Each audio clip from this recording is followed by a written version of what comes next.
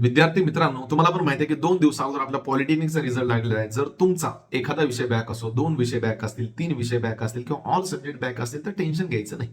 थोडा अभ्यास कमी पडला म्हणायचं किंवा पेपर प्रेझेंटेशन चुकलं, विषय बॅक राहिला म्हणजे आपलं आयुष्य संपलं का? बिलकुल पण नाहीये. तशातला तो भाग नाहीये. काही तर आपल्याकडून चुका घडल्या, मेहनत कमी पडली म्हणून विषय बॅक राहिले. आणि हा व्हिडिओ मी स्पेशल अशा मुलांसाठी बनवत आहे ज्यांचे सब्जेक्ट बॅक आहेत. मग मुलं म्हणतात की सर नेमकं करायचं काय? कोर्स वगैरे कुठला जॉईन करायचं सगळं सांगतो. व्हिडिओला शेवटपर्यंत बघा आणि सेव्ह पण करून ठेवा.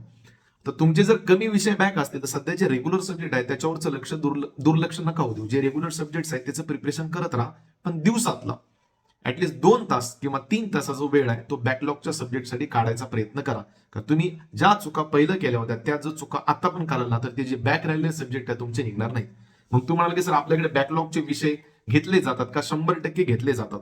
आपले जे ऍप आहे वेक्टर एज्युकेशन अंकुश सर, याच्यावर बॅकलॉगचे सगळे कोर्सेस मी लॉन्च करत आहे परत एकदा, जेणेकरून तुमचा कुठला पण विषय बॅक असेल तुमचा तो सब्जेक्ट 100% निघाला पाहिजे.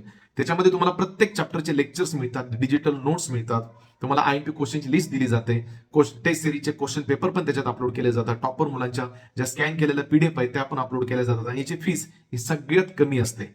बॅकलॉग सब्जेक्ट वाल्यांची फीस ही सगळ्यात कमी असते, मी परत एकदा सांगत आहे.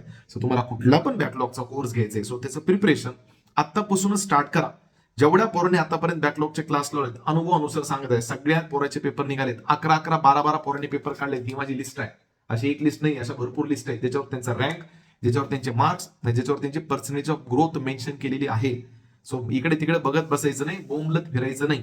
बिंदास ऍपवर जायचं, जो कुठला बॅकलॉगचा कोर्स आहे तो स्टोअर मध्ये सर्च करायचा आणि तिथून तो कोर्स बिंदास बाय करायचा आणि वेळातला वेळ काढून लेक्चर बघायला सुरुवात करायची. IMP question at the end of the session म्हणजे 3-4 महिने झाल्यानंतर जे दिले जातात तेवढे प्रिपेअर करून जायचे, बॅक राहणार नाहीत.